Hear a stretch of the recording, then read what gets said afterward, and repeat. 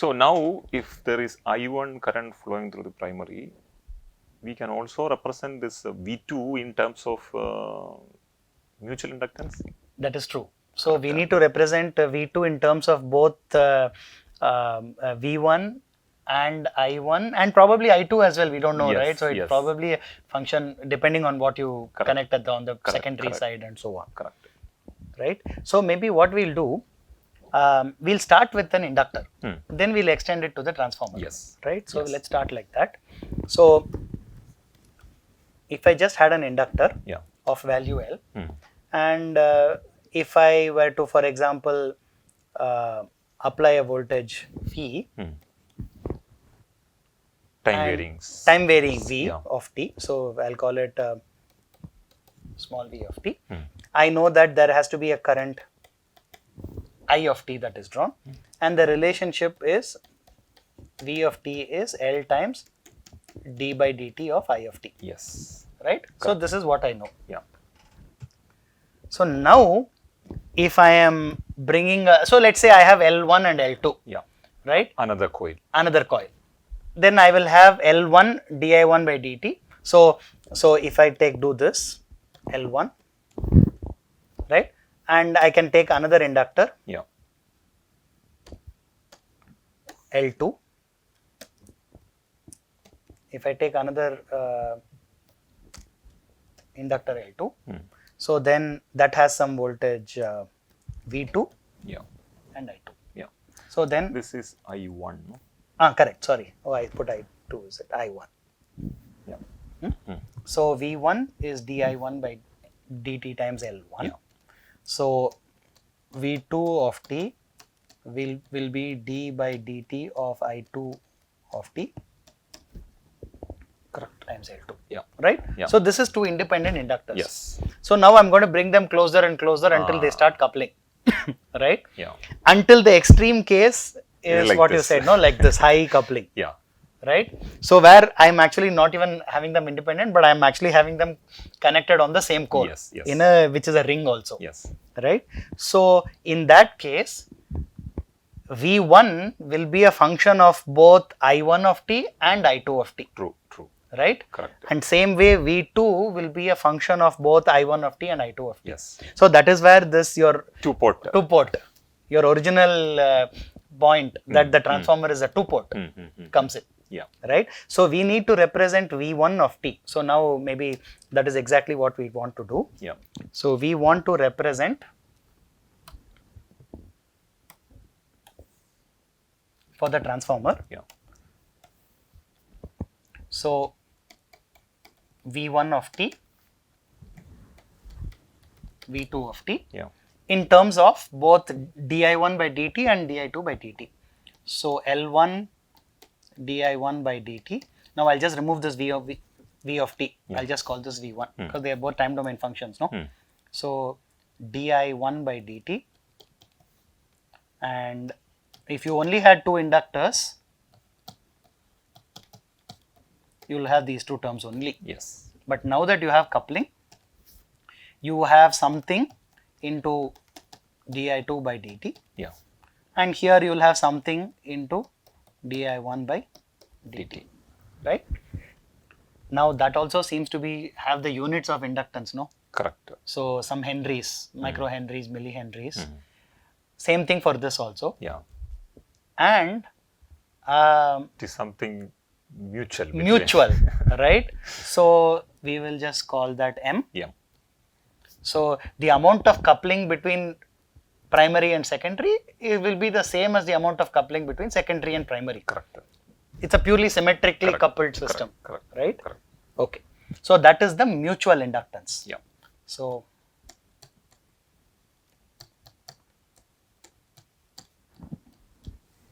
whereas L1 now we need to give it a separate name. Self-inductance.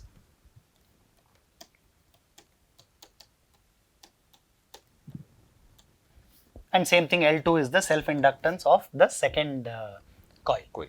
So now actually for the transformer now you have three parameters. You have L1, you have L2 and you have M. Yes. Right? And I remember there is an expression for M also, no? In terms of some coupling factor and so Yeah, on. coupling factor K and the L1, L2. L1, L2, right? I think it's M equal to K root L1, L2. Correct. Yeah. So now we will show if you have a coupling factor K. Yeah. In fact, if you have a perfectly coupled system, K will be 1. 1. Right? So, but otherwise, in general, I'll write it on the next page. Okay, I'll draw a new network.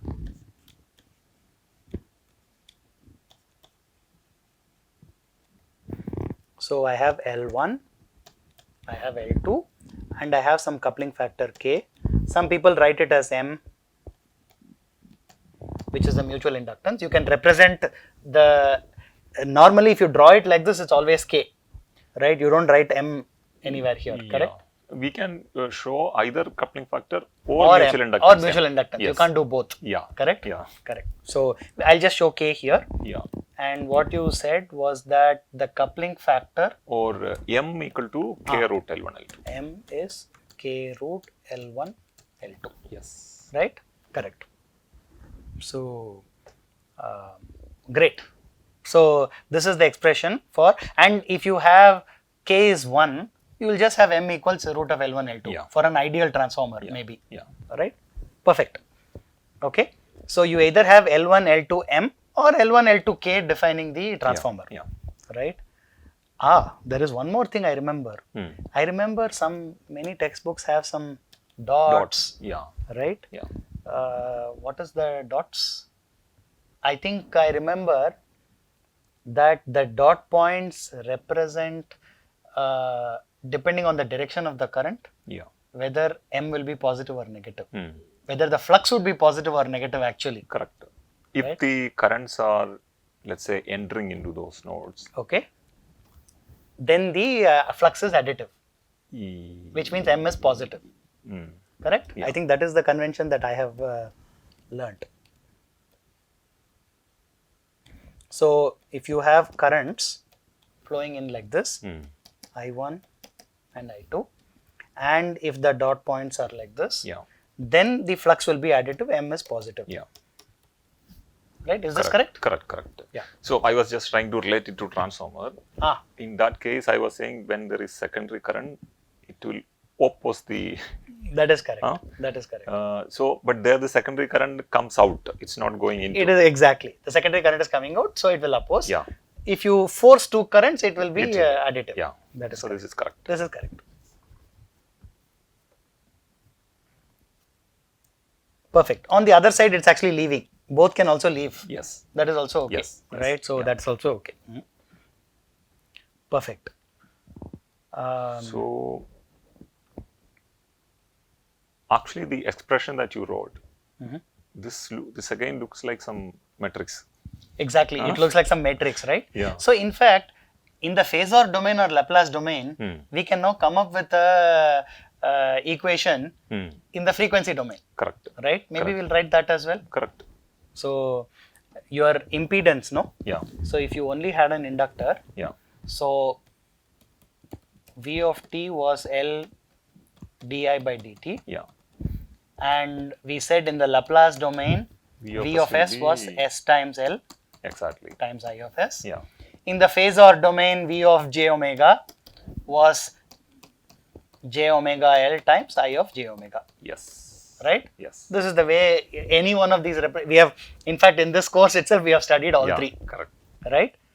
Now, the same thing must be valid, no? For the transformer as well. Yeah. And we can convert this, for example, we'll do Laplace domain. Now that we know Laplace, so we'll just write it in the Laplace domain.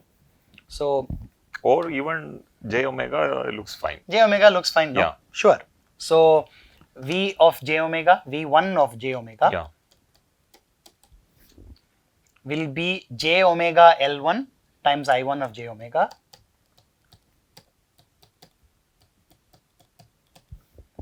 plus j omega m times I2. I2.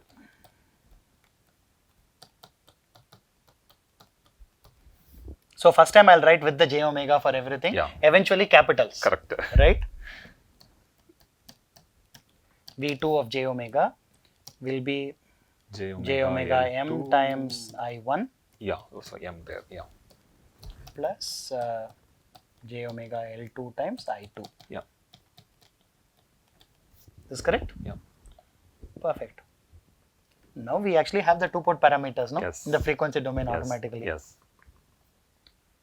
So we are actually directly have the two-port parameters. Yes. So in fact now this inductor, so you have L1, L2 and M, no? Yeah. Coupling. So now the two-port parameters will be, so now V1, V2, all in the frequency domain. No, no.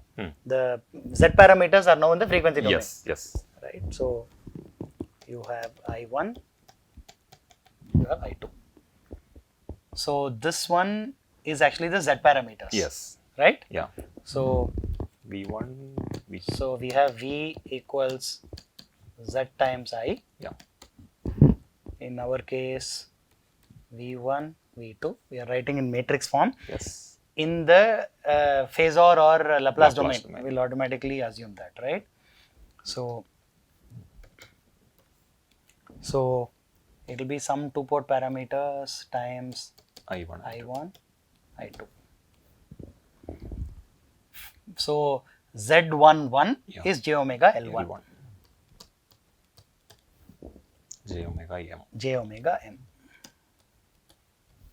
This thing then j omega M, and this is j omega L2. L2. Perfect. So these are the Z parameters. Why anyway we can do Z inverse and find Z out. inverse and find out why. Right? Correct. Perfect. So the transformer is there in Transformer is there. That's true. That's true. This is perfect. Yeah. Okay. We have taken kind of an ideal transformer We have taken Just an to ideal mention, transformer. yeah. That is correct. because transformer we said it is made of coil, so there will be coil resistance. There will be coil resistance. There will be losses in Yeah. the Core also. That's right. So that's right. There may be capacitances Yes. inside the So transformer. all the non-idealities we have skipped. That's correct. This is for an ideal transformer. Yes. So I like what you're pointing out. We are seeing that the Z parameters are all purely imaginary. Yes. But from what you are saying, if you take a real transformer and measure it, you may get a real part for L1. Exactly. Self-resistance, Yeah. series resistance of the wire and so on.